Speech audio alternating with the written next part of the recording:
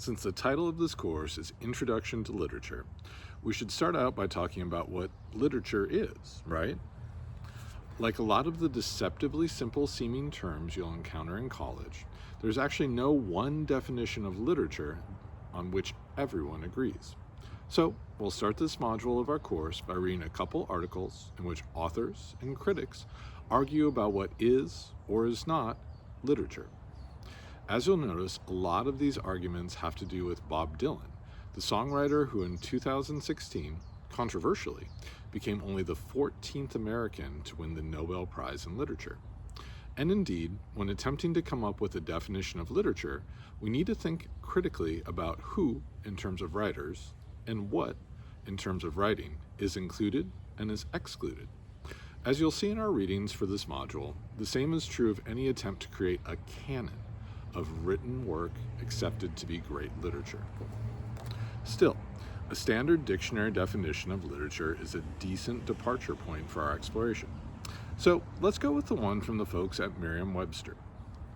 Writing in prose or verse, especially writings having excellence of form or expression, and expressing ideas of permanent or universal interest.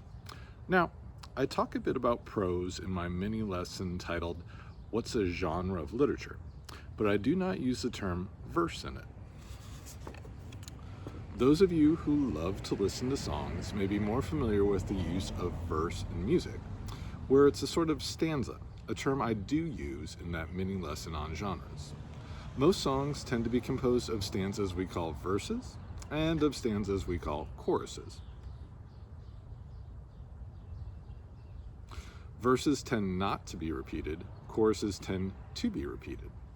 And those of you who read religious scriptures such as the Bible or the Quran may be familiar with the use of the term verse to describe the shorter parts into which a chapter is traditionally divided. Strangely enough, when I talk about Bob Dylan's literary lyrics a little later in this mini lesson, I'll use the word verse in both those senses. But the sense of the word verse in our dictionary definition of literature, as in a type of writing that is different from prose, instead means a language that is not ordinary because the sounds are arranged into patterns that create a rhythm or meter. We'll talk more about rhythm and meter in the module of our course that's devoted to poetry. As a quick example for now, though, if you've ever read a sonnet or a play by William Shakespeare, you've probably encountered the most famous rhythm in the English language, iambic pentameter. In a line of iambic pentameter, there are 10 syllables, which alternate between unstressed and stressed. The resulting da-dum mimics the natural lub-dub of the human heartbeat, creating a rhythm that feels organic. But, like I said, we'll talk more about that later in Introduction to Literature. For now, let's get back to our introduction to, well, literature. Now, as you'll read in the article, What is Literature by Arthur Crystal, for many years there was what was called a canon of written works that were accepted as great literature. The sonnets and plays of William Shakespeare, which I mentioned earlier, were traditionally included in the canon of Western literature, alongside classics of Greek and Roman literature like the epics of Homer or the lyrics of Sappho. So Homer, Sappho, and Bob Dylan. At first, for those of you who grew up watching Sesame Street, this might seem like a case of one of these things is not like the others, one of these things doesn't belong. But back when the Swedish Academy declared Bob Dylan the winner of the Nobel Prize in Literature, its permanent secretary, Sarah Danius, explicitly compared him to those legendary and canonical poets. If you look back, far back, 2,500 years or so, you discover Homer and Sappho, and they wrote poetic texts that were meant to be listened to. They were meant to be performed, often together with instruments.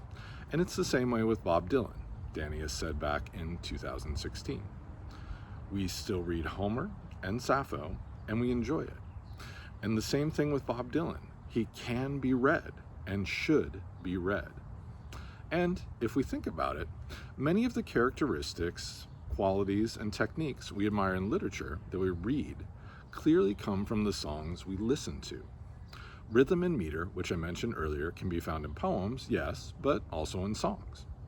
This is also true of rhyme, which is part of the music of language that I'll ask you to talk about in writing exercise 0.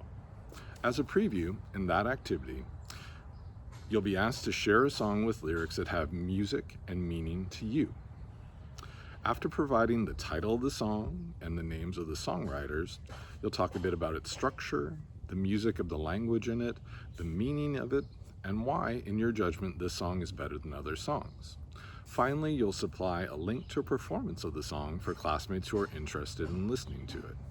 Now, because this is the first week of our class, this writing exercise is not supposed to result in an essay. In fact, let me show you how succinctly you can answer all the questions in the prompt using Bob Dylan's song All Along the Watchtower as my example. In my judgment, All Along the Watchtower, which was written by Bob Dylan, is better than other songs. The lyrics of All Along the Watchtower are short, only 12 lines, which are structured as 3 verses of 4 lines each. One of the examples of music of Dylan's language in the lyrics is how the last words in each pair of lines rhyme. So, for example, the word at the end of the first line, thief, rhymes with the word at the end of the second line, relief. In terms of the meaning of the song, one way I read it is as a prophecy of the fall of a powerful empire that exploits relatively powerless people whom it considers outsiders, like the characters of the Joker and the thief. This interpretation of the song's meaning is supported by the striking similarities of some of the words in it with the prophecy of the fall of Babylon in the biblical book of Isaiah, chapter 21, verses 5 through 9. Those similarities include the specific stationing of princes inside a watchtower from which they see 2 men approaching on horseback. In the 3rd verse of the song, these are described with the words 2 riders. In the 9th verse of the 21st chapter of the biblical book, these are described with the words a couple of horsemen. In Isaiah, those 2 riders are approaching to share the news of the fall of the empire of Babylon with those in the watchtower. In my mind, the amount of meaning that Dylan packs into its only 12 lines of lyrics makes All Along the Watchtower better than other songs. For classmates who are interested in listening to it, I've provided links to 3 performances, one by Dylan, one by Jimi Hendrix, and one by Dave Matthews Band. Hendrix died before even I was born, but in my lifetime, I've been fortunate enough to see both Dylan and Matthews perform All Along the Watchtower live. Whew. That may have sounded like a lot, but it was only 1 paragraph. And as promised, I managed to use the word verse in 2 different ways, both a verse in a song and a verse in a religious scripture.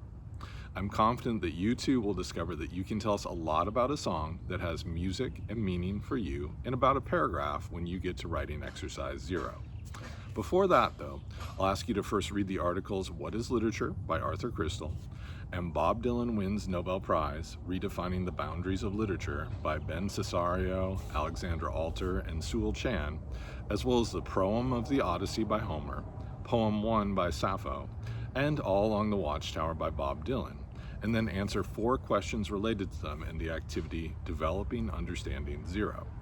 As a preview, one of those questions is, do you consider song lyrics to be literature?